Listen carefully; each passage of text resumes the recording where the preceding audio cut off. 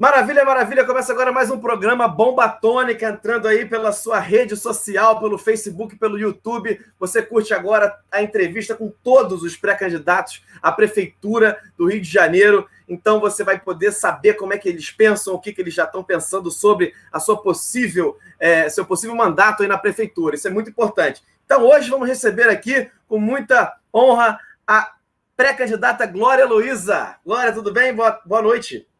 Tudo bem? Boa noite, Rafael. Quero agradecer essa oportunidade de conexão com vocês e com o público de vocês. Espero que a gente possa compartilhar ideias, sugestões e bater um papo muito produtivo. Perfeito também, muito obrigado. Vamos chamar aqui agora também o nosso comentarista Pedro Cavalcante. Pedro, tudo bom? Boa noite. Boa noite, Rafael. Boa noite, doutora Glória. Obrigado por ter aceitado o nosso convite, fico muito feliz. E eu espero que essa nossa live hoje seja muito proveitosa para todos os nossos internautas, que a gente saia daqui sabendo bastante sobre você. Ai, que bom. Eu que te agradeço, Pedro. A honra é minha e o agradecimento é todo meu, tá? Perfeito. Vamos a mais uma comentarista agora. Ela, a nossa comentarista mais querida, Virgínia Brito. Boa noite, Virgínia. Tá sem o fone. Bota o fone aí. Só clicar o botãozinho do fone. Tá no mudo. Isso. Perdão, agora foi, né? Boa noite, Oi. Rafael. Boa noite, Pedro. E com certeza, boa noite, Glória. É um prazer te conhecer e é um prazer estar aqui com você. Eu espero que a entrevista seja muito boa. Com certeza. Virgínia, eu que agradeço. É um prazer te conhecer. E já veio que você reina absoluta aí no meio dos homens, né? Isso é muito legal. É verdade, é verdade. A gente tem que se provar, né? E agora, para finalizar nossos comentaristas, ele, o também muito querido Pedro Barbosa. Pedro Barbosa, tudo bom?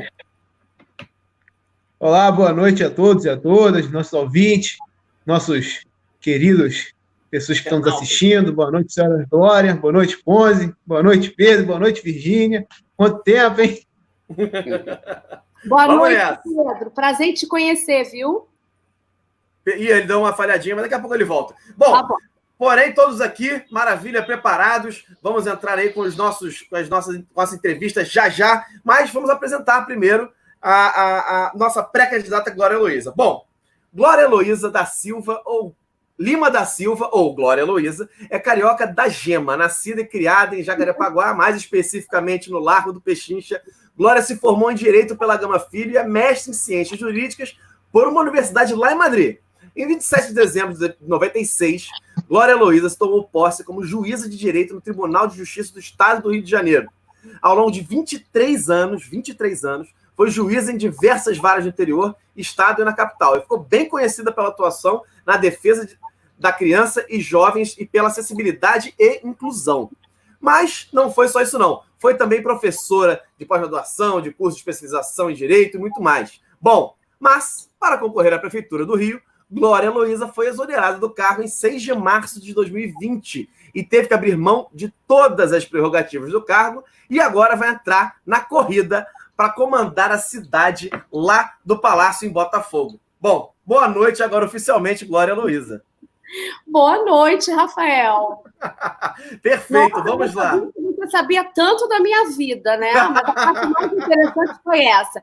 Carioca da Gema, nascida e criada em Jacarepaguá. E, obviamente, ali naquela parte do Pechincha, que a minha infância foi por ali mesmo. Andei muito por aquela localidade. Isso, lugar bacana pra caramba, muito gostoso. Bom, nossos comentaristas já voltam, vão introduzir aqui com uma pergunta que a gente costuma fazer e depois vamos rodar entre todos os nossos comentaristas. Já voltam aí os nossos comentaristas, já vocês estão de volta.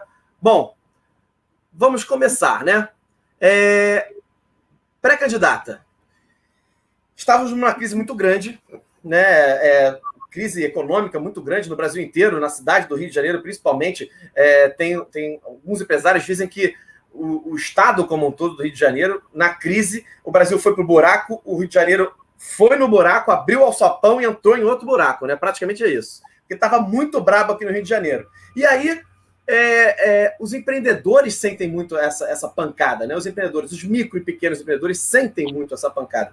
E como eu também tenho outro empreendimento, que é o Clube Empreendedor, a gente ajuda empreendedores a fomentar negócios, eu vejo isso, assim, na pele. Então, a primeira pergunta vai para a senhora, que é a seguinte: Na cidade do Rio de Janeiro, você acha que o executivo pode realmente fazer alguma coisa para ajudar esses empreendedores e ajudar a cidade nessa retomada econômica em 2020, quando a cidade vai estar realmente em problemas sérios econômicos?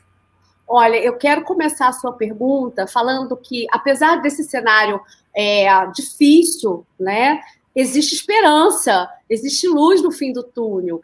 E também quero deixar claro que a ausência de orçamento ou um orçamento apertado, difícil, não é desculpa, né, para que o executivo não contribua e não faça o seu papel nessa retomada da economia. O aspecto positivo disso tudo é que a gente sabe que os pequenos empreendedores, as famílias que trabalham na informalidade, se reinventaram, deram o seu jeito e conseguiram promover a sua subsistência, independentemente desse auxílio governamental, porque a gente sabe que ele não chegou na hora. Então, o que eu quero dizer? O prefeito, o próximo gestor, ele precisa realmente fazer o seu papel, ser protagonista para contribuir com essa energia e vitalidade das famílias empreendedoras, fomentando, inclusive, os empregos e as profissões para que eles possam efetivamente se tornarem autônomos.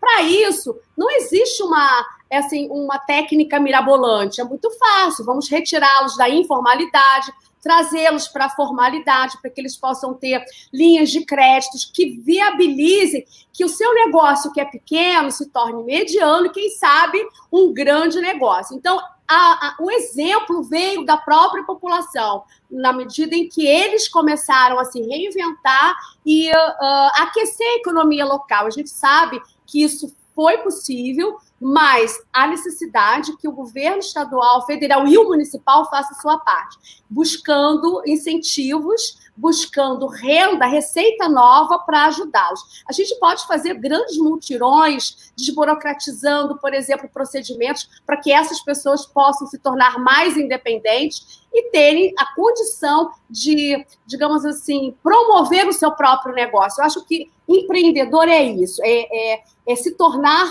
o dono do seu próprio negócio. E isso é muito importante, e o poder executivo, em qualquer esfera, ele efetivamente tem esse poder. O prefeito precisa sair do seu gabinete e conseguir esse aporte financeiro para todos.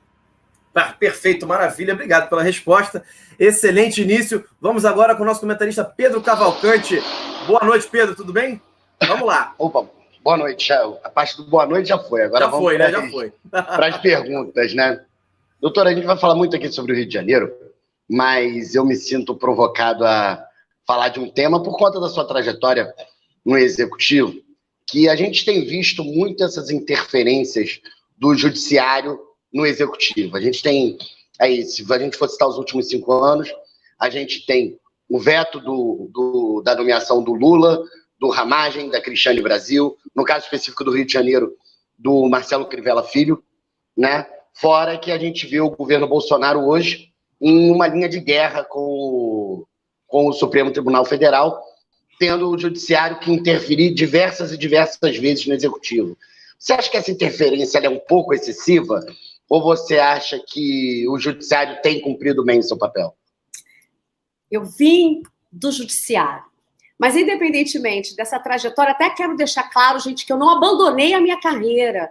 Tá? Eu simplesmente fechei um ciclo, e a vida é cíclica. Eu fechei um ciclo porque eu estava satisfeita com todo o legado que eu deixei lá e entendi que eu precisava trilhar um novo caminho. Claro, sempre dentro dessa missão de fazer uma justiça e de uma justiça social. Então, assim, fui eu quem pediu a exoneração. Quando a gente fala em exoneração, eu falo, eu fui exonerado a pedido, foi deliberação da Glória, quero deixar isso claro. Em relação à interferência do Judiciário, a gente sabe que todos os poderes são independentes e harmônicos. Então, há necessidade que todos eles dialoguem. E eu penso que a judicialização ou a proatividade do Judiciário, e eu trabalhei com a judicialização o tempo todo, diante da omissão das políticas públicas passadas, das gestões passadas. Então, eu acho que eu tenho realmente propriedade para falar isso. A judicialização é sempre importante quando o que está em jogo é a população. Então, eu penso que a interferência do judiciário ela é viável e possível quando ela está garantindo aquilo que o povo realmente necessita. Então, tudo aquilo que foi judicializado foi necessário para evitar que a população tivesse numa zona ruim, ou melhor dizendo, para promover que os lugares estivessem efetivamente ocupados de forma adequada para que a população fosse garantida nos seus direitos mais básicos. Essa é a tônica, né? O ideal é que isso efetivamente não aconteça, né? Mas a interferência, se existiu, ela existiu para beneficiar a população, o cidadão, que merece respeito em tudo aquilo que ele enfim, vier a desenvolver e nos seus direitos e nas suas garantias. Entendi, doutora. E também queria entrar um pouco na política, né? Você é do PSC, do partido do governador Wilson Witzel, né? Que está sofrendo agora um processo de impeachment. Inclusive, os 4 deputados estaduais do PSC votaram a favor da abertura do processo contra o governador Wilson Witzel. Aliás, todos os deputados da LERJ votaram a favor, né? Mas aí fica 2 perguntas para mim.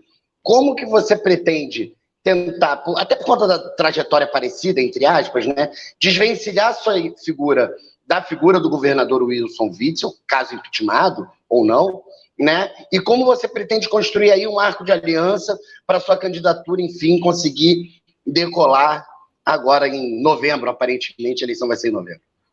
Eu agradeço a sua pergunta profundamente, porque eu tenho mais uma vez a oportunidade de dizer que a minha trajetória não é parecida com a trajetória do governador, porque eu vim do lado mais social da justiça. A minha construção, o meu legado foi justamente esse, de garantir dignidade para as pessoas, de fazer que efetivamente os seus direitos mais básicos, saúde, educação, moradia, primeiro emprego, estivessem garantidos. Eu não vim do lado criminal. Então, assim, a minha trajetória de vida é diferente, a minha família é diferente, não existe uma coincidência de construção histórica. Esse é o primeiro ponto. Em relação ao impeachment, eu penso, como já falei, existem poderes, né, que são instituições que precisam ser respeitadas nas suas respectivas funções. O impeachment é um instrumento legal, né, e eu tenho certeza que esse é um assunto que precisa ser resolvido entre o legislativo e o executivo. Eu não faço parte, nesse momento, nem do legislativo, nem do executivo. Agora, entendo que qualquer procedimento administrativo, procedimento misto, porque a gente não está falando de um procedimento judicial, em qualquer procedimento que venha a ser estabelecido, a acusação ela existe, mas a ampla defesa também. Então, a minha convicção, até porque fui magistrada durante 23 anos, é a convicção de que a formação da opinião sobre o resultado do impeachment deve partir do princípio de que as pessoas têm o direito de se defender. Essa é a questão que precisa ser efetivamente deixada, porque foi dessa forma que eu lidei durante os meus 23 anos. Em relação ao fato de eu estar no partido, o partido é justamente isso. A riqueza do partido é porque existem várias pessoas, né, que formam um partido e que possuem responsabilidades diferentes, trajetórias diferentes, reflexões diferentes. É isso que enriquece o partido. Então, realmente, nós somos do mesmo partido. Mas existem outras pessoas também que fazem parte do PSC. Quero até agradecer a oportunidade ao PSC pela questão da legenda e por me tornar pré-candidata. Isso é bem importante. Eu não tenho a menor preocupação com o resultado do impeachment, se vai haver, se não vai haver. Porque, na verdade, a preocupação que eu tenho é que as pessoas realmente conheçam a Glória. A Glória pré-candidata, a Glória mulher, a Glória cidadã, a Glória que foi ex-juíza, foi ex-desembargadora, mas a Glória. Eu quero que as pessoas conheçam o meu coração e os meus potenciais. E eles, efetivamente, no dia certo, né, vão, dentro desse momento de grande festa popular de democracia, depositar os seus votos. Então, a aliança que eu preciso fazer é com a população. Se eu, né, conseguir, primeiro, me tornar candidata, e se eu tiver a honra de sentar na cadeira da prefeitura, que eu posso dizer que eu vou dar o meu melhor enquanto ser humano. Essa é a minha preocupação.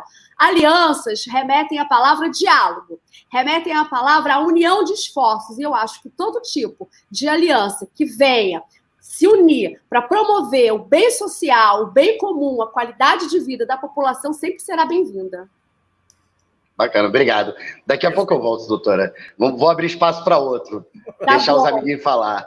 Maravilha, obrigado, Pedro. Pessoal, vocês estão mandando suas perguntas aí. A gente está vendo. O Félix mandou uma pergunta muito boa, a gente vai colocar daqui a pouco aqui. A Dilson também mandou uma pergunta ótima. A gente vai entrar nesses temas, quando a gente entrar, a gente coloca a pergunta, ok? Mas vamos agora para mais uma comentarista aqui. Agora a comentarista Virgínia Brito vai fazer a sua pergunta agora. Virgínia, está por aí? Calma aí. Eu não estou conseguindo vê-la. Ela tá preta a tela, não tá? Calma aí. Talvez seja problema de conexão. Pode ser. Acho que vai voltar agora. Foi. Oi, Virgínia. Oi, Glória, Rafael.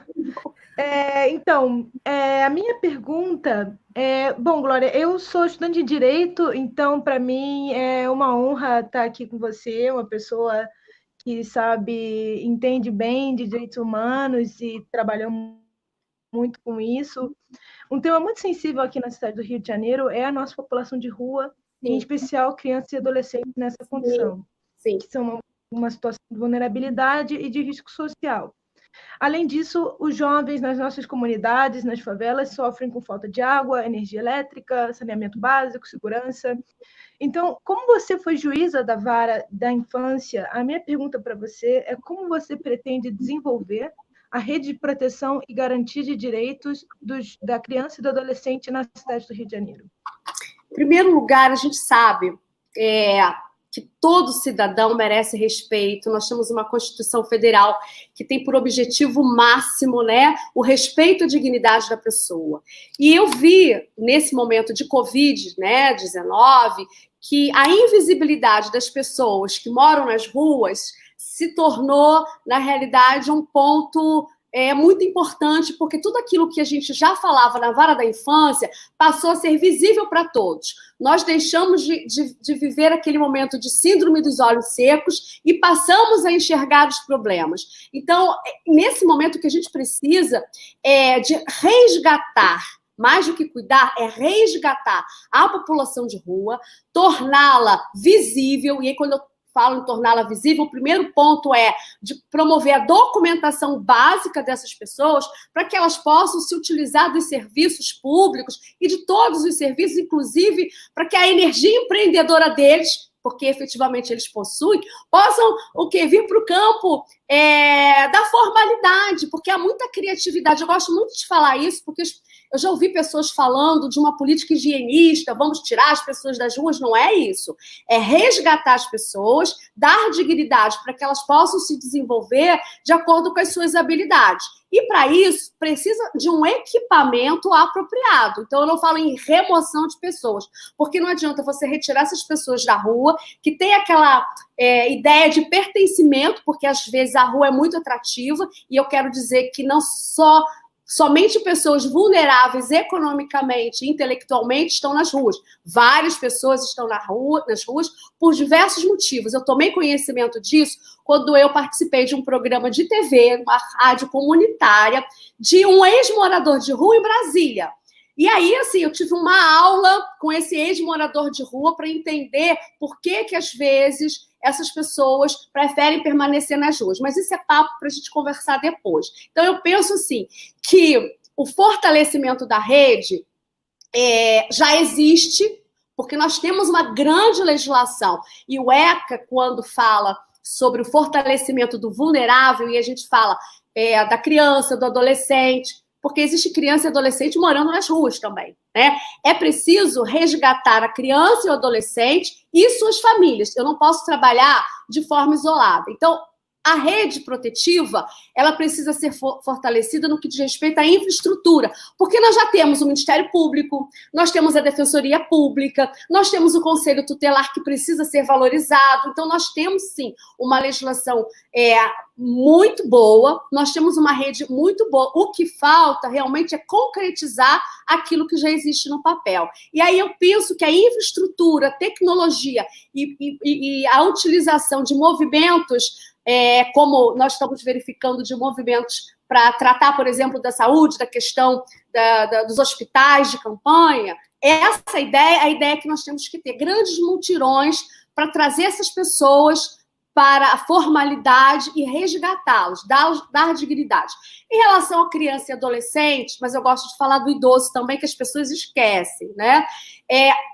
Criança e adolescente representa o nosso futuro, né? Então, a gente tem que fazer realmente um investimento nesse capital, na primeira infância, nesses adolescentes. E eu acho que o viés da educação é muito importante. Isso vai fazer com que essas crianças tenham maiores oportunidades de conhecimento. A gente tem que fazer com que as crianças se tornem protagonistas do saber e do conhecimento. E que a sala de aula seja apenas um ambiente facilitador. E a gente viu que a Covid-19 desnudou não só as desigualdades sociais, falando aí da população de rua, que não conseguiam esse auxílio emergencial porque não tinha nem CPF. Isso, os juízes da infância, o judiciário já estava cansado de fazer, e existiam muitas políticas dentro do judiciário promovendo ações afirmativas, resolutórias, para dar dignidade a essas pessoas. Mas o que eu estou querendo dizer? Além das desigualdades sociais, nós verificamos a desigualdade tecnológica.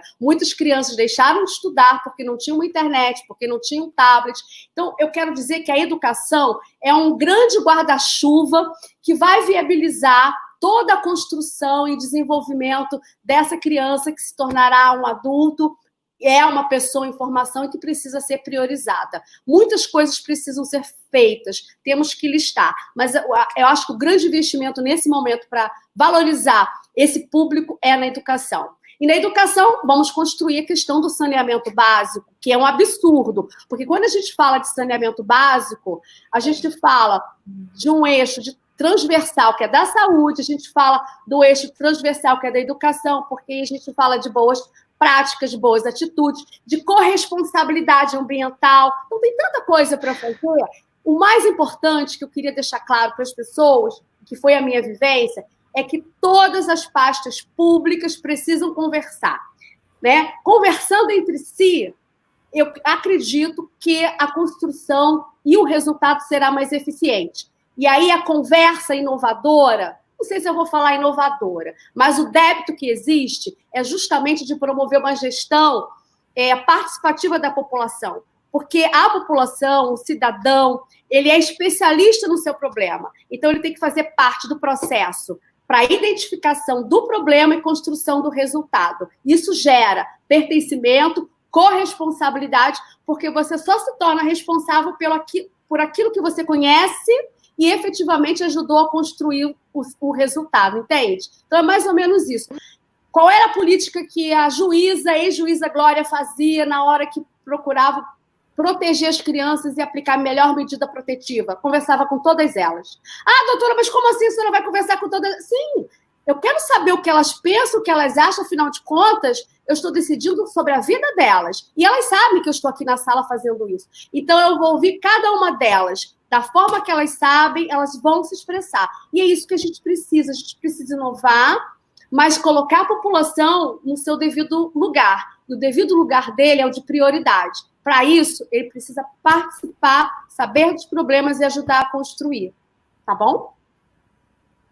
Obrigada, excelente. Glória. Obrigado.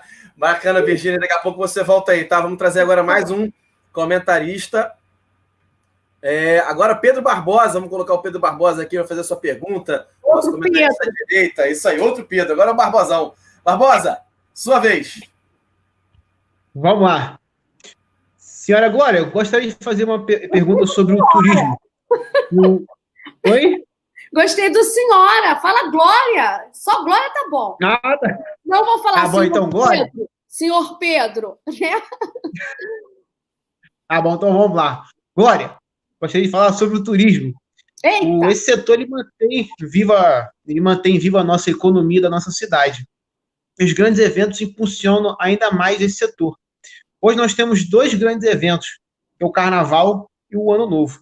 Contudo, existe uma lacuna no resto do ano onde nós poderia ser preenchido com eventos. Eu tenho 2 perguntas. Primeiro, qual o grau de danos que você acha que a pandemia pode trazer a esses eventos?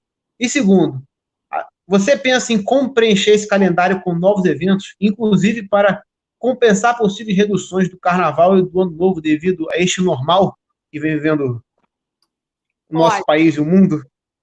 Eu quero deixar claro, pergunta muito, muito apropriada em função do que nós estamos verificando diariamente quando a gente fala de turismo. A gente também atrela a cultura, atrela a educação, mas inegavelmente que o setor do turismo é um setor que tem, por exemplo, 233 mil empresas relacionados a esse setor que emprega direta e indiretamente as pessoas. Então, o turismo, e a cidade do Rio de Janeiro é uma cidade vocacionada 365 dias para o turismo, em função dos grandes contrastes que ela possui e que precisa ser valorizado. Então, eu estou falando de contrastes naturais e estou falando de contrastes também culturais. Todos esses contrastes enriquecem a nossa cidade. Então, realmente é um setor que precisa ser melhor compreendido. Existem formas de fomentar a economia e ajudar esse setor, mas antes disso eu vou dizer que nós temos que perder esse conceito de que os nossos grandes eventos são somente Carnaval, Réveillon. Existem outros, tem o Rock in Rio, tem o Open Rio. O que eu quero dizer? Ao lado dos grandes eventos, comporta-se pequenos e médios eventos. E eu acho que o ressurgimento dessa identidade cultural atrelada aos bairros vai promover turismos locais. Isso vai ajudar não só o empoderamento econômico dos bairros, como também revitalizar essa cultura que cada bairro possui. Como, por exemplo, na favela existe muita riqueza cultural, muito contraste cultural, e a gente sabe que nesse local, e eu posso falar de bairro, né? Nós estamos falando de 1.018 favelas que são muito ricas pelos seus próprios contrastes. Nós podemos ajudar a fomentar o turismo nesses locais e a cultura nesses locais. O grande eixo de trabalho hoje que vem sendo falado é o audiovisual. A gente sabe que dentro dessa cadeia de entretenimento, de economia criativa, existem 20 setores. Então, a gente está falando de rádio, de TV, de gastronomia, entretenimento, artesanato, cultura popular, dança, música. Nós precisamos criar um calendário anual e fomentar nos bairros, ou seja, de forma local, a cultura e o entretenimento. Então, por exemplo, Carnaval, a gente fala de samba, mas não é só fevereiro, né? Eu sinto falta de outros momentos durante o ano. A gente sabe, por exemplo, que os festivais de música, na minha época de jovem, era muito, digamos, difundido. A gente precisa resgatar isso. Outro exemplo também, a passarela do samba, por exemplo. Fica o ano todo fechado. A gente precisa, de alguma forma, reavivar, dar uma melhor destinação para esse local. Nos camarotes, por exemplo. De que forma? Fomentando feiras artesanais, feiras de livro, tantas coisas que a gente precisa fazer. E aí, para ser bem pontual, a gente sabe que quando você fala em entretenimento e grandes eventos, as pessoas trabalham com antecedência. Então, nesse momento, como a gente sabe que o orçamento vai diminuir, apesar de a gente saber que existe uma renda para a cultura, que vai e para o turismo também, o que eu penso é que a gente pode antecipar os editais dos grandes, médios, né, eventos. E antecipando esses editais, desses eventos, você vai fazer com que as pessoas que trabalham nos bastidores possam nesse momento, promover a sua subsistência. Então, na verdade, nós precisamos ter linhas de crédito, parcerias públicas e privadas, mas otimizar mais essa vocação natural do Rio de Janeiro, que é o turismo, em função das nossas belezas e nossos contrastes. E o audiovisual é um grande momento, porque os filmes brasileiros, no ano de 2018, por exemplo, foram filmados no Rio de Janeiro e em São Paulo. Então, a gente tenta beleza, por que não fazer isso?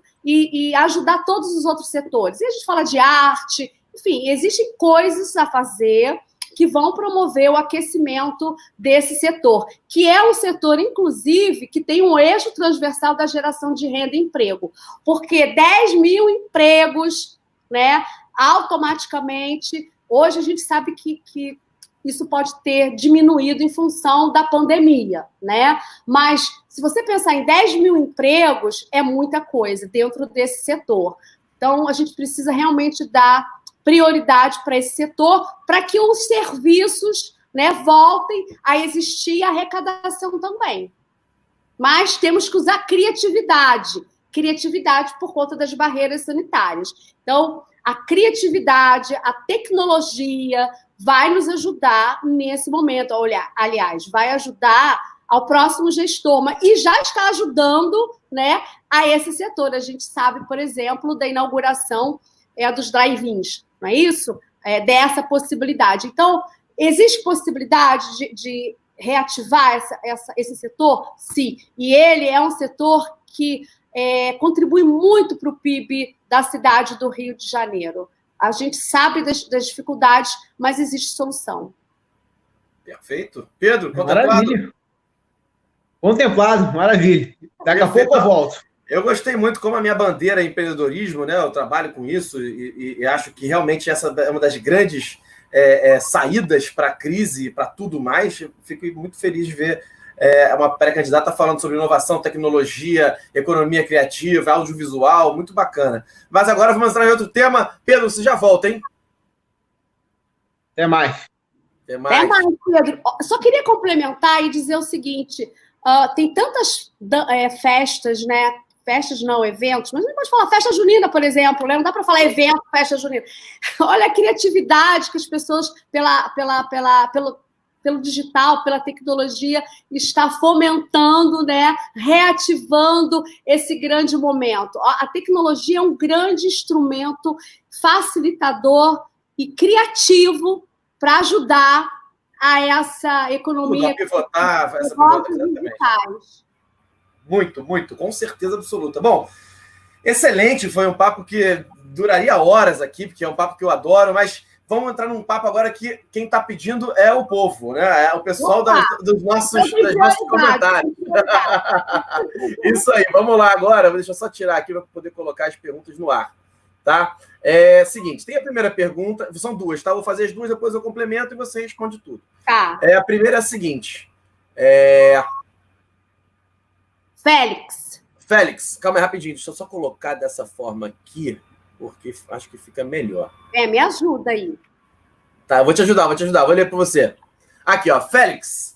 Alguém pergunta se ela é a favor ou contra a polícia ser impedida de entrar em comunidades para combater o tráfico de drogas. Essa aí, né, uma bombinha tônica. Calma, já volta. Um segundo, agora outra. Vamos lá. Seria interessante saber dela o posicionamento agora do Rafael Graneiro. Quanto ao guarda municipal. Exemplo de São Paulo, ele armar, ele exatamente, estado de segurança, etc, etc. Bom, tendo essas duas perguntas, obrigado aí, Rafael Graneiro, pela pergunta. Se encaixam, na verdade. Se encaixam, exatamente. Rafael Graneiro, muito obrigado pela pergunta, ficou muito boa mesmo, vou contemplá-la, vou completá-la aqui, e Félix também, Xigarribe, obrigado pra caramba pelas perguntas. Bom, pré-candidata, Glória, seguinte, segurança pública, né? A gente sabe que a competência da prefeitura hoje, né, tem vários debates sobre isso, né? O que fazer, o que não fazer. Por exemplo, o prefeito lá de Nova York chegou a atuar mais forte com a polícia, aquilo melhorou muito, aquela questão da janela quebrada. Bom, muitas teorias giram por aí. Qual é a teoria da pré-candidata Glória Heloísa como ex-juíza? Arrumar a guarda municipal? É bacana subir a comunidade? Como é que vai ser? E outra coisa, aproveitando, eu sei que estou falando para caramba, mas é bom dar esse contexto. O Pedro Cavalcante chegou a falar um pouco do partido, que é o mesmo do governador, e aquele posicionamento forte dele em relação à segurança pública. Como é que vai ser a Glória Heloísa? A gente vê isso de uma forma... Como é que a gente vai ver isso? Vamos lá, vamos tentar por partes aí. Em primeiro lugar, essa é uma pergunta também muito importante, e eu vivenciei essa questão da segurança pública, porque, enquanto juíza da infância e juventude, eu vivenciei muitos problemas relacionados à segurança pública. Então, a gente fala de segurança de criança, de segurança de jovem, que não podia permanecer no seu local natural, ou seja, na sua comunidade, porque estava envolvida com tráfico, enfim. Então, a gente sabe que esse é um eixo de trabalho que, como juíza da infância, eu precisava compreender e minimamente pensar e gerar o resultado, tá? E aí eu penso que a segurança pública tem um viés muito mais novo do que esse que normalmente as pessoas falam, que é segurança pública é uma questão de governo do Estado. Não. Hoje, o conceito mais moderno de segurança é da segurança cidadã. O que significa dizer que precisa haver um comprometimento, uma coordenação, um diálogo entre todos. E aí eu falo governo do Estado, governo federal, governo municipal. E, obviamente, que a prefeitura tem os seus limites, mas ela pode ser protagonista, digamos assim, da segurança primária, né? Ou seja, de que forma ela pode contribuir preventivamente. Então, a atuação do prefeito não é, por exemplo, de falar do armamento das polícias civis, da polícia judiciária. Não. Eu vou chegar na guarda municipal, tá? Mas eu quero só dizer o seguinte, que o prefeito, ele precisa ser o protagonista da segurança primária, que é uma segurança preventiva. Vou dar um exemplo.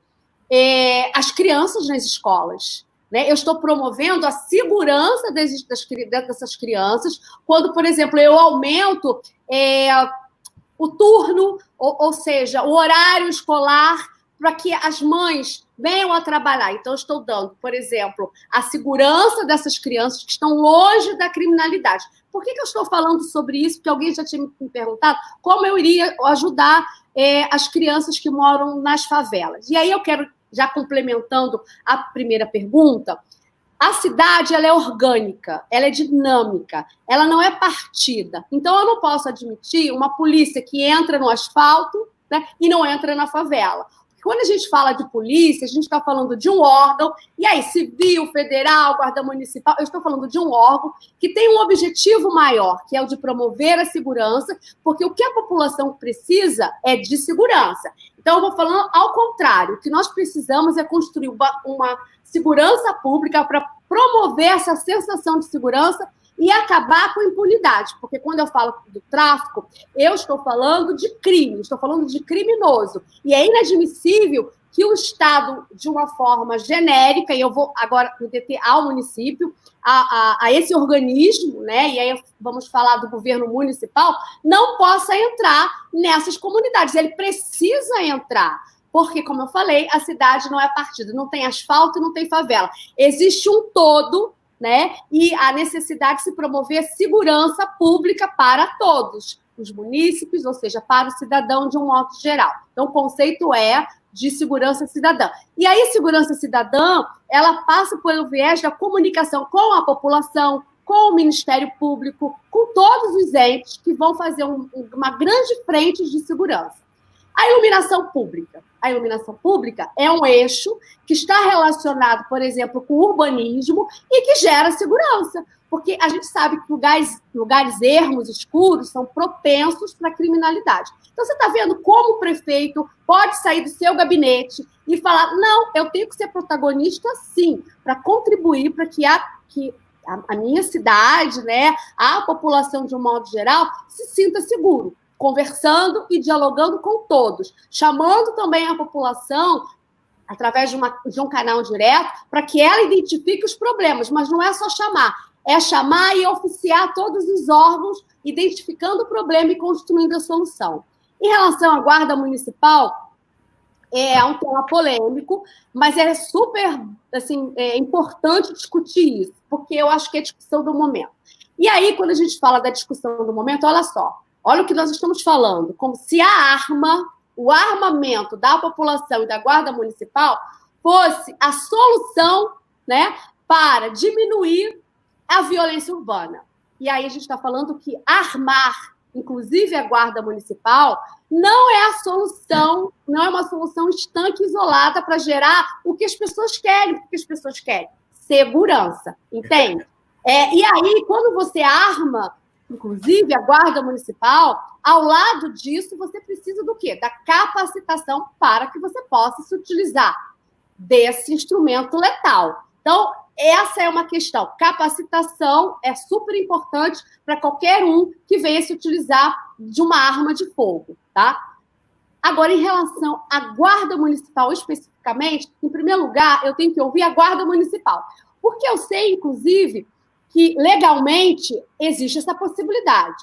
Legalmente, a nível de legislação específica. Mas a nossa lei orgânica municipal, ela precisa ser modificada, porque ela não andou par e passo com a legislação federal. Então, a nossa lei orgânica municipal fala numa guarda municipal desarmada. No entanto, a evolução legislativa permitiu esse armamento, porque hoje o grande viés da Guarda Municipal não é só conservação de bens públicos, é de dar dignidade e direitos fundamentais, de promover, inclusive, a garantia de direitos fundamentais. Quando eu falo em conversar com a Guarda Municipal, a gente sabe que o efetivo da Guarda Municipal não é unânime com relação ao armamento, porque tem um ônus e tem um bônus, né? Então, a gente tem que conversar. E conversar com a população. A população precisa estar à frente da construção da questão do armamento da Guarda Municipal. Então, nesse momento, para a cidade do Rio de Janeiro, nós precisamos estabelecer esse canal de diálogo e construir essa solução com a implementação da Guarda Armada ou não, a partir dessa comunicação, dessa conversa. Niterói, por exemplo, fez um plebiscito e a população não desejou a Guarda Municipal armada. Duque de Caxias, recentemente, fez o quê? Modificou a lei orgânica municipal, né? Então, olha, veja, a interação entre o legislativo e o executivo, como é importante o diálogo entre eles, né? Aliás, o povo espera isso. O povo espera que as pessoas voltem a conversar. E eu falo que o Covid-19 mostrou essa maior vulnerabilidade da intolerância e da falta de diálogo. Talvez, se esse diálogo vier a existir, as ações venham de uma forma mais resolutória e rápida, beneficiando a população. Então, a Guarda Armada precisa ser estudada, conversada. E se a população, por exemplo, decidir pelo armamento da Guarda, pode-se criar dentro do efetivo um grupo de trabalho que se utilize somente do armamento, e outro grupo de trabalho não se utiliza. Então, é uma construção a se realizar. O que eu queria deixar claro, e eu acho que a maior reflexão do próximo gestor é de fazer realmente com que a população participe de todo o processo de reconstrução. A gente sabe que, em 88, houve um novo paradigma político e até social.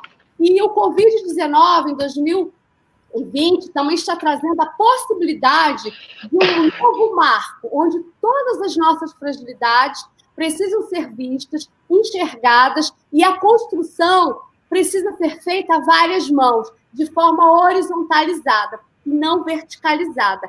Horizontalizar, né, significa juntar as forças, lado a lado, conhecer o problema, debater o problema e construir a solução. Eu fazia isso lá na Vara da Infância, porque isso gera comprometimento de todos. E aceitação, credibilidade, transparência, tudo isso. Excelente, maravilha. Pessoal, obrigado aí pelas perguntas, obrigado pela resposta. Agora é com você, Pedro. Vamos tentar agilizar aí para a gente poder fechar na hora certa. Hein? Eu sou extremamente ágil, Rafael Ponzi. Gente, eu preciso falar mais rápido, né? Eu vou melhorar. Eu sou professor também, então... Em 2 minutos falar milhões de coisas, né? É muito difícil, é verdade. Então, doutora, eu vou entrar no tema da saúde, né? Principalmente na questão da gestão da saúde. A gente viu que, a gente já falou aqui algumas vezes sobre a questão do impeachment do Witzel, e o que gerou isso foi a gestão da saúde, né, num escândalo envolvendo o Instituto IABAS, que é uma organização social, né? Hoje, 90% dos equipamentos de saúde do município do Rio são geridos por organizações sociais. Matéria do Globo de 2016 já trazia suspeita de superfaturamento e medicamento em 8 das 10 organizações sociais parceiras da Prefeitura do Rio de Janeiro. Aí minha pergunta para você é, na sua gestão, sendo prefeita, você vai manter esse modelo de administração das organizações sociais ou você pretende trazer isso para a administração direta? Olha, nós estamos no campo das ideias. Eu penso que o modelo da OS, ou o outro modelo, por exemplo, do Rio Saúde, a gente sabe que houve uma modificação nessa gestão em relação às organizações sociais. Eu acho que o problema prespassa, está intimamente ligado com o caráter das pessoas. Não é efetivamente a ferramenta a ser utilizada. Então, se é OS, se é outro sistema a ser utilizado, o que nós temos que compreender é que as pessoas que vão se utilizar desse mecanismo para otimizar a saúde, gerar saúde, precisa ter caráter. Porque olha o que você me falou aí, desde 2017, fala em superfaturamento. Eu acho que a melhor ferramenta nesse momento é a transparência. Porque a transparência vai ajudar na fiscalização e na retomada daquilo que tiver errado. Você vai desconstruir o que está errado e construir o certo. A gente sabe que em São Paulo as OS funcionam. Então, assim, eu não sei, vai depender muito das pessoas que estiverem trabalhando nas organizações sociais ou em qualquer outro espaço. Então, a questão é de caráter. Vamos estudar para compreender o que é melhor e em que momento. Existem pontos positivos e existem pontos negativos. Qual é o melhor? O melhor é que as pessoas que estejam vestindo a camisa da saúde pública, independentemente dos seus instrumentos, tenham caráter. E não se beneficiem, porque a construção da saúde, de todas as outras partes, é uma construção para o próximo. É servir ao próximo, não é se servir ou construir algo pessoal.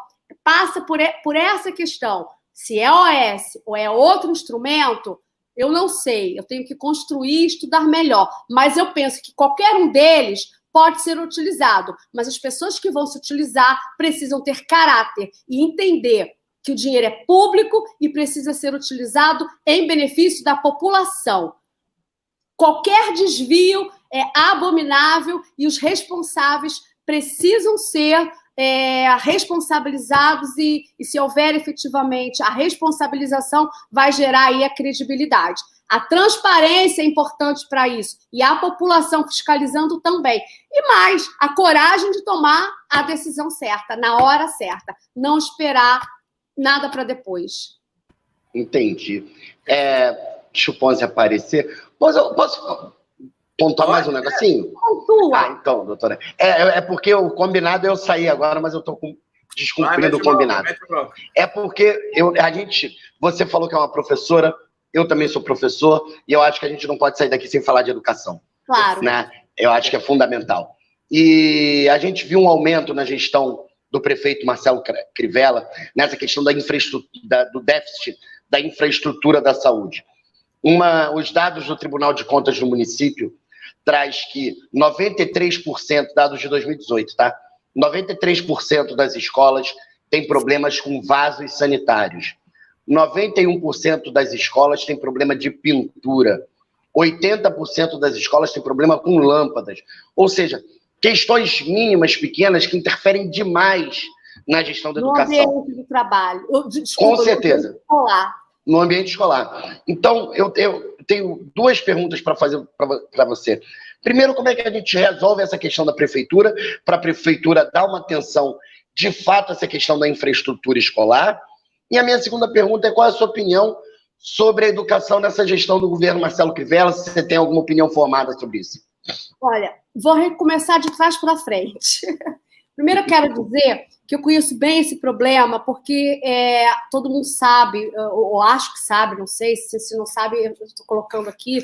Eu fui a juíza que conseguiu resolver aquela questão das ocupações das escolas, e que começou numa escola na Ilha do Governador, e depois viralizou dentro do Estado. E a grande não, 99% das reclamações era justamente também por uma dessas questões. Os alunos, eles estavam reclamando pela falta de qualidade dos estabelecimentos de ensino, porque faltava merenda, faltava iluminação, goteira cair, tudo faltava. Então, assim, essa crise da educação eu conheço de perto, desde o momento do ingresso e permanência na unidade escolar, como também em relação à infraestrutura. E aí eu penso, a título de reflexão, que o próximo gestor precisa incluir, né, além de todas essas prioridades, como, por exemplo, pintura, rede elétrica, carteira, janela, tudo isso precisa ser revisto. E existe possibilidade, porque verba existe. O que não pode é o gestor retirar verba da educação e colocar em outra pasta, né? Isso aí não pode acontecer, e foi o que aconteceu, pelo menos é a notícia que existe. Mas voltando ao assunto, nós precisamos otimizar a receita que vier a ficar para acabar com esse tipo de problema que é pequeno. E se a receita, a gente sabe que é insuficiente, nós podemos promover parcerias públicas e privadas para dar esse mínimo, que é a de estrutura dos estabelecimentos de ensino, porque você está falando de estrutura dos estabelecimentos de ensino. Tá? Mas eu ainda penso numa coisa muito maior, que é o de universalizar a educação, o acesso a todas as crianças, a todos os adolescentes. Eu falo do ensino infantil, pré-escola, e falo também do ensino básico e do ensino fundamental. Porque antes de promover a estrutura da unidade de estabelecimento, eu preciso dar esse acesso universal. E a gente sabe, e eu não estou falando só do governo Crivella, eu estou falando de todas as gestões. Vocês sabem que eu sou juíza há 23 anos. Fui, melhor dizendo, juíza há 23 anos. E eu percebi que durante 10 anos, aproximadamente, lidando diretamente com a Vara da Infância e Juventude, havia sempre uma ação da Defensoria Pública ou de um pai ou de um guardião necessitando de vaga escolar. Então, é crônica a questão da vaga escolar, não só na creche, mas também no ensino fundamental. Então, são duas questões que nós precisamos estabelecer. Primeiro, universalizar o acesso e a permanência das crianças nas escolas, combater a evasão escolar, que é bem diferente da infrequência e da falta de aproveitamento escolar. Então, inclusive a Unesco fala muito nisso, né? E a gente sabe que o Rio de Janeiro, a cidade do Rio de Janeiro, tem o pior índice dentro da pasta da educação. E, por isso, o governo federal fez esse aporte, né? Digamos assim, mandou dinheiro para o Estado e para o município para que essa política tivesse realmente um enfrentamento melhor e essas condições fossem criadas. Então, eu penso, sim, há possibilidade, e esse é um tipo de trabalho que precisa ser resolvido, garantir a infraestrutura das unidades de estabelecimento de ensino, mas também o acesso universal e mais, inclusivo e de qualidade. E aí a gente pode falar depois sobre acessibilidade, sobre inclusão, sobre valorização do professor, sobre violência no espaço escolar. São muitas questões que a gente precisa abordar, e eu sei que a gente não tem esse tempo, mas é só para as pessoas pensarem, tá? Tá certo. Um dia a gente faz uma live só de educação. Vamos, topo. Tá ótimo. Vamos lá. Virgínia Brito. É com você, Virgínia. Virgínia, tá sem fone. De novo, toca aí pra gente. Eu não consigo desbloquear aqui quando você tira. Pronto, foi. Pronto, foi. É porque eu tiro por cautela mesmo. Tá certo. Glória, eu queria fazer uma pergunta para você, que é uma pergunta parecida com o que eu fiz para uma outra candidata aqui à Prefeitura do Rio, que é sobre o coronavírus, sobre a pandemia, que está testando a liderança de muitos políticos no mundo todo, né? Ou seja, a gente está vendo o presidente da Argentina, que aumentou muito a popularidade por causa da resposta dele. O Trump talvez tenha um custo para a reeleição dele, ele está com sério risco de não se reeleger, e muito disso por causa da resposta que ele teve à pandemia. O Crivella aqui no Rio não tomou medidas rígidas o suficiente, ele nunca decretou o que é o lockdown, ele nunca, enfim, ele ficou sempre no meio termo, ele pediu enfim, cancelou o comércio, mas também não adotou um lockdown. Eu queria saber qual seria a sua resposta se você tivesse estado na prefeitura no início desse ano, se você teria tomado as medidas mais drásticas, se você teria tido mais cautela, e aí, se você quiser responder também emendando, se você concorda com o plano de retomada agora, como a gente está fazendo, que o Rio de Janeiro já está voltando praticamente ao normal. Queria saber um pouco da sua opinião sobre isso.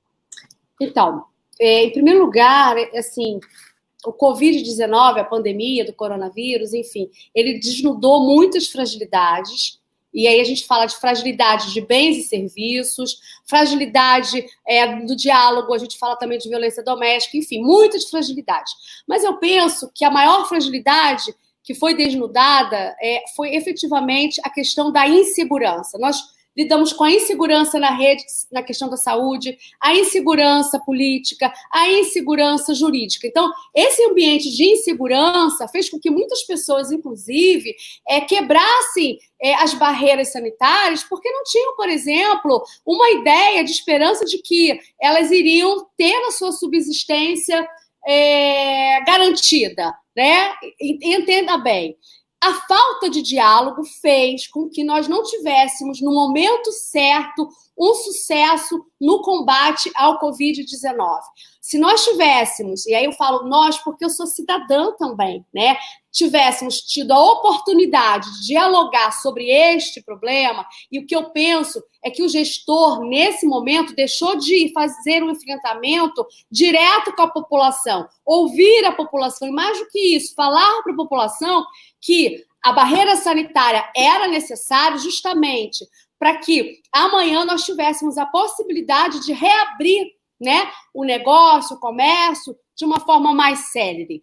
Também queria deixar claro que as pessoas também deixaram de falar no momento certo, que não há uma polarização entre economia, o que vale mais, economia ou vida ou saúde. São eixos que precisavam trabalhar juntos, porque o que adianta uma economia aberta ou aquecida com pessoas doentes? A gente sabe que o resultado lá na frente não iria efetivamente ser positivo. As pessoas iriam adoecer e iriam deixar de trabalhar por outro motivo. Então, eu penso que a palavra-chave é diálogo e controle. A flexibilização para fins de abertura do negócio, dos negócios ou dos trabalhos, tem que passar pelo controle. Se eu tenho o controle da doença, se eu tenho o controle dos leitos hospitalares, eu posso flexibilizar. Se eu não tenho o controle da doença, eu não tenho números exatos, e a gente sabe disso, que houve uma dificuldade de se entender os números das pessoas infectadas e das pessoas que morreram. Eu sempre acho que a transparência, por pior que seja, a verdade, por pior que seja, ela é sempre positiva porque ela constrói mais, né? Então, esconder dados não é bom, porque gera um ambiente de insegurança e de descredibilidade. Então, eu entendo o seguinte, a flexibilização ela passa por um conceito técnico-científico, eu teria que me entender e compreender o que a Organização Mundial de Saúde estabelece, porque eu não posso, como gestora, não acreditar no que o cientista, né, fala. Esse é um ponto. Segundo, a falta de testagem imediata da doença também foi algo negativo. Outra questão também que foi negativa, que eu entendo, é justamente a falta de esperança e o que fazer, porque falar fique em casa só não era suficiente. As pessoas queriam saber, vou ficar em casa para me salvar as outras vidas, mas eu preciso me alimentar. Então, basicamente por isso. Mas o pior de tudo foi a falta de diálogo nos 3 níveis de governo. Os 3 níveis de governo, quando eu falo os 3 níveis de governo, eu estou falando as 3 esferas, tinham que dialogar junto com a população e criar uma estratégia única para combater o Covid-19, porque esse é o inimigo em comum, foi e continua sendo o único inimigo em comum da população. Então, o que eu faria diferente? Conversaria com todos, mostraria todos os dados, chamaria para conversa, juntando equipe técnica, científica e vendo com quem já passou por esse problema para pegar essa experiência. Não é simplesmente tentar fazer algo, né, a partir do que eu entendo sozinha. Não, é conversar, dialogar, e não é tratar as pessoas somente quando elas estão perdendo a falta de ar, né? Isso foi muito complicado. Eu acho que o tratamento tinha que ser desde o início. E a atenção básica primária é importante. Mas tem um ponto positivo, o fortalecimento do SUS. Porque, na realidade, as pessoas foram atendidas a partir dessa porta de entrada da saúde. Isso foi muito positivo. Fortalecer o SUS e mais do que isso, valorizar toda a equipe que trabalha com a saúde básica primária. Perfeito. Virgínia, tudo bem? Tudo certo? Acho que a Virgínia congelou a imagem. Sim, mas ela volta. Sim, mas ela volta. Maravilha, vamos lá. Para a última pergunta, depois a gente vai fechando com um quadrinho que a gente tem aqui no programa. Vamos para o Pedro Barbosa. Barbosão, tudo bom? Opa! Tudo bem aí? De volta. Pedro, é o seguinte, tudo bem. Eu já sei o tema que você vai abordar, e tem uma pergunta aqui de um internauta, que eu vou aproveitar a pergunta dele para você complementar aí e fazer a sua pergunta. A pergunta é do Adilson Gomes. Vou colocar aqui, ela está um pouquinho grande, então vai ficar quase cobrindo a tela toda, mas a gente vai dar uma lida rápida para você fazer a sua. Que é a seguinte, Adilson Gomes. Comércio varejista do município vem sofrendo muito ao longo dos tempos, até porque as vendas pela internet em termos de pandemia dispararam, é verdade, o e-commerce está bombando. A atual gestão apostou muito no projeto ambulante legal, mas como sempre, sem um estudo de demanda para conciliar ambulantes e comerciantes, como a doutora Glória pretende conciliar essa situação e fazer o comércio varejista voltar a crescer no município. Pois, após essa pandemia, é visível o número de lojas que fecharam em todos os grandes centros comerciais e por aí vai. Muita loja fechando, muito comércio, né, fechando, varejista. Então é o seguinte, Pedro, complementa com a sua pergunta que tem tudo a ver. Eu vou complementar em relação ao comércio, né, ambulante, a organização desse comércio, em relação também aos moradores de rua, que é uma reclamação também muito do carioca, é o excesso. Nós sabemos que o Brasil vem enfrentando, somente o Rio de Janeiro, a crise econômica. Em relação a esses dois temas, o que a senhora pensa em relação aos moradores de rua e a organização do comércio ambulante? Só uma coisa, Pedrão, ela falou do morador de rua com a Virgínia, se eu não me engano. Mas eu posso pontuar só uma questão, assim, rapidinho? Tem muito a ver com o que você está falando, que é o comércio varejista, os ambulantes, enfim. A população de rua, ela tem seu potencial, né? As pessoas possuem as suas habilidades, estão nas ruas, é uma situação circunstancial, precisa ser circunstancial, porque morar na rua tem várias dificuldades, né? E a gente sabe que isso não é o ideal, né? O ideal é que as pessoas tenham dignidade, inclusive habitando em moradias acessíveis. E isso aí passa por exemplo, regularização fundiária, titulação de posse, é uma outra questão. Então, em relação à população de rua, para gerar dignidade, eu já falei que é trazê-las para a formalidade, dando dignidade, documentação básica, mas abrigos que realmente sejam abrigos que tenham a cara, né, de moradia. E isso seria rever esse conceito de abrigos e a infraestrutura dos abrigos que são destinados a essas pessoas que estão dentro dessa vulnerabilidade.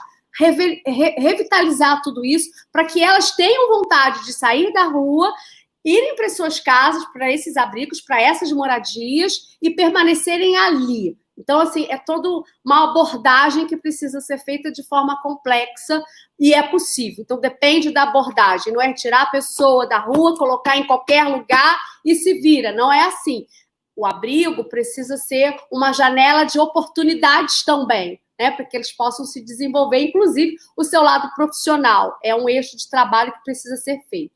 Em relação aos ambulantes, né, e dessa situação de fragilidade, muitas lojas fecharam, muitas pessoas perderam o seu emprego. O que a gente precisa entender é que esse tipo de negócio, né, o de micronegócio ou médio negócio, precisa conviver. Ambulantes precisam conviver com lojas formais, ou seja, negócios formais. Cada um tem o seu espaço. O que precisa realmente é de fiscalização, porque todo mundo tem o direito de promover o seu próprio sustento. E aí a gente precisa pensar a várias mãos qual é a melhor política pública para que todos eles tenham o seu espaço definido e, mais do que isso, para que eles possam ter o aquecimento da economia, a reabertura do seu negócio. É mais ou menos por aí. A gente precisa estudar, de fato, uma ação que resolva o problema, sem esquecer das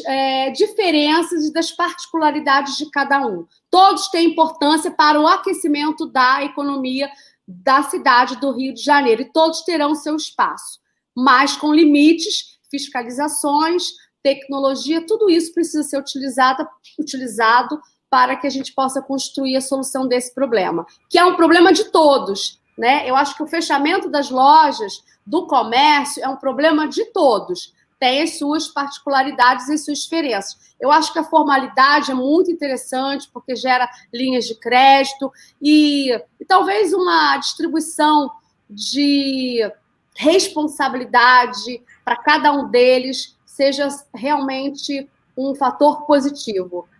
Conviver no mesmo espaço, né? A competitividade é interessante, mas dar infraestrutura para todos também é importante. Perfeito, maravilha. Contemplado, Pedrão? Maravilha. Bom, agora Ótimo. vamos a um quadro que eu adoro, que é o quadro do Bomba Atômica, para finalizar aí o programa de hoje. Vou colocar aqui os nossos comentaristas todos. Perfeito. E vamos a nosso quadro chamado Bombinhas do Bomba Atômica. Doutora, é o seguinte, são bombinhas, ou seja, a gente faz umas perguntas bem rápidas e você entra com respostas rápidas de uma palavra, pode ser até uma palavra, até uma frase. Futebol, assim?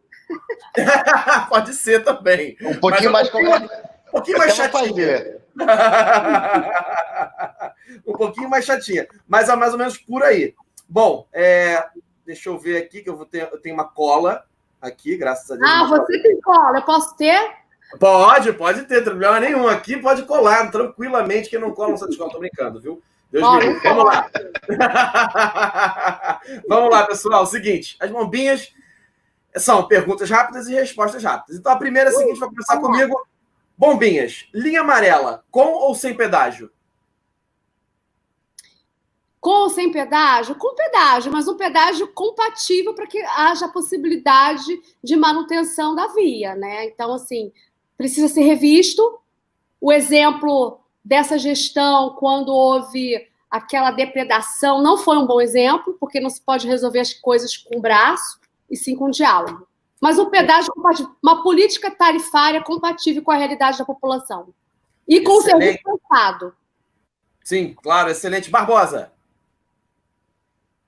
Por conta da pandemia, ano que vem teremos carnaval no meio do ano? Olha, é inimaginável a cidade do Rio de Janeiro, se pensar numa cidade, né, que é vocacionada para o turismo e que o carnaval é um grande espetáculo popular, que gera emprego, renda, de grande visibilidade, não existir. Mas, se for preciso, talvez não venha a existir. Para isso, eu preciso entender qual é o controle da pandemia e se, efetivamente, a doença já tiver sido erradicada. Eu preciso compreender isso. Só lembrando que a cidade do Rio de Janeiro, nas crises passadas, já passou por esse momento de não haver carnaval. Em primeiro lugar, está a saúde das pessoas. Perfeito. Cavalcante. Você pulou a Virgínia, né? Pulei a Virgínia? A Virgínia vai ficar por último, porque quem fala... pulei a Virgínia. Não, desculpa. Virgínia. Fala, Virgínia. Se o Cavalcante precisar ir primeiro, não tem problema. Não, é o Pode que tem problema de ler a lista.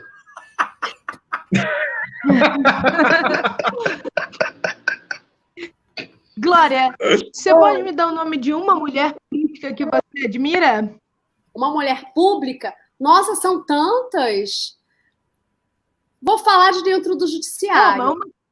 Tá? Vou falar da desembargadora aposentada Ivone Caetano, que foi uma mulher que deu muito exemplo para a nossa sociedade, uma mulher negra que rompeu barreiras, dificuldades e venceu e se tornou essa pessoa pública maravilhosa que é, e eu agradeço por tudo aquilo que eu compartilhei e aprendi com ela. Maravilha, perfeito. Agora sim, Cavalcante. Ótimo. Doutor Ivone, inclusive, é presidente da Associação dos Ex-Alunos da Estácio. Onde eu me formei. Ela representa muita gente, ela representa o povo carioca, ela representa tudo, a população negra. Nossa, ela é maravilhosa. Eu só agradeço a amizade dela e a experiência dela, que ela compartilhou comigo. Enfim, ela é 10. Certo. Agora, uma bombinha mais bombástica. Doutora, caso você fosse deputada estadual hoje, votaria sim ou não para o impeachment do Witzel? Deputada? Pela abertura do impeachment. Caso você fosse. Bom, eu acho que quando há qualquer tipo de indício ou de suspeita, eu acho que é necessário que seja efetivamente investigado, e eu entendo que o impeachment é um procedimento democrático. Então, não vejo problema nenhum de votar a favor, justamente para que os esclarecimentos sejam feitos, né? E a população tenha o conhecimento de cada esclarecimento. Certo. Muito bem, agora uma minha. Derruba ou reforma a ciclovia Tim Maia? Gente, olha só, eu gostei dessa pergunta, sabe? Porque quando a gente pensa que a cidade do Rio de Janeiro tem a maior rede cicloviária, né, malha de ciclovia da América Latina, como derrubar? Eu acho que nenhum gestor hoje precisa destruir ou derrubar aquilo que já foi feito. Aquilo que já foi feito precisa ser o quê? Valorizado e refeito. É como se os erros se tornassem elemento pedagógico para o aperfeiçoamento. Então, não se fala em destruir o que já foi feito, porque é dinheiro do povo. E precisa o quê? Precisa melhorar, precisa reconstruir. E não destruir o que já foi feito. Porque aí é jogar o dinheiro fora. Não dá mais. Aliás, 44 milhões que já foram jogados fora quando deixaram, né, de ter uma melhor destinação social quando a ciclovia foi instituída. Trouxe benefícios para aquela localidade? Trouxe. Então precisa continuar. Perfeito, maravilha. Barbosa. O BRT na Avenida Brasil conclui ou abandona? Nossa, você tocou no coração das pessoas, né? A mobilidade urbana. Eu desejo como cidadã que essa obra efetivamente seja concluída. Maravilha, perfeito. Virgínia. Ótimo. Glória, dinheiro público no carnaval, você concorda? Olha, em primeiro lugar, a gente tem que acabar com esse preconceito, porque, em primeiro lugar, carnaval é uma festa popular. Segundo lugar, o aporte financeiro para o carnaval está dentro da cultura. E o carnaval é uma expressão de cultura, então ele sempre existiu. Com certeza. Aqui é papum. Gostei, hein? Vamos lá. Cavalcante. Papum, né? Tá arrebentando. Cavalcante. Doutora Glória, dentre os pré-candidatos que estão colocados hoje, são 16 que estão colocados, né? Qual deles você convidaria para ser o seu vice e qual deles você não convidaria de jeito nenhum? Eu vou dizer o seguinte, falar sobre vice é muito prematuro nesse momento. Nesse momento, eu estou focando no seguinte, me tornar candidata, porque até agora eu sou pré-candidata. Então, não tenho como falar, nem avaliar a sua pergunta, nem falar sobre vice nesse momento. Eu só sei de uma coisa, o meu projeto é me tornar candidata e vice de ninguém. Não, então deixa eu complementar. Você não tem como indicar quem poderia ser seu vice. Não, mas então, sim, mas você pode falar quem jamais seria. Não posso falar nada. Eu já falei, a única coisa que eu posso falar é que eu preciso, né, nesse momento, focar na minha candidatura. A minha candidatura como prefeita do Rio de Janeiro. Então, esse é o meu foco. Falar em vice é um momento ainda muito prematuro, muita coisa ainda vai acontecer. Posso fazer mais uma coisa rapidinho? Faz mais uma. Né? Só para... Eu tô atropelando. É porque vocês falaram de futebol no início da... Doutora, adorando a entrevista. É porque vocês falaram... Vocês falaram de futebol no início das bombinhas, né? Aí, qual o seu time de futebol? Você é flamenguista? Ah, tá certo, muito justo. É porque a gente falou de vice, eu inclusive lembrei da sua situação com o Vasco, né? Você que tornou o Eurico Miranda inelegível. Isso, sabe por quê? Porque a decisão foi uma decisão muito fácil de dar, porque eu peguei o estatuto, né? E atrelei a lei e efetivamente fiz com muita imparcialidade. Mas eu gosto de falar que eu fui uma flamenguista que fiz a alegria dos vascaínos, né? Que mostra muito imparcial. E quem está falando, quem começou a falar, a juíza fez a alegria dos vascaínos, apesar de ser flamenguista, foram os próprios vascaínos. Então, assim, o legal é que eu gosto de colocar isso, eu visto qualquer camisa de qualquer time, né, que venha promover projetos legais, que venham a agregar para a infância, juventude, é mais ou menos isso. Tá bom? Olha aqui, uma participação do Marcos Alves. Gostei da Glória. Tomara que ela se torne candidata. Será muito bom para o Rio. Pois, muito obrigada, viu? Muito legal. Muita vontade de deixar um grande legado, mas para isso as pessoas precisam me conhecer. Força de vontade, trabalho, vitalidade eu tenho, porque todos os espaços que eu conquistei porque eu quis, e em todos eles eu deixei aquilo que eu tenho de mais precioso, o meu amor. Faço tudo com muito amor. Perfeito. Pedro Barbosa, quer falar mais uma? Você levantou a mão? Queria fazer uma última bombinha. Faça. Ei, vamos lá. Eu não sei se já perguntaram, que eu não me lembro. A senhora se arrepende de ter largado a magistratura? Nunca. Ninguém me fez essa pergunta, não. A palavra arrependimento, por agir, fazer, ela nunca existiu do meu vocabulário. Eu refleti muito, eu pensei muito e tomei essa decisão.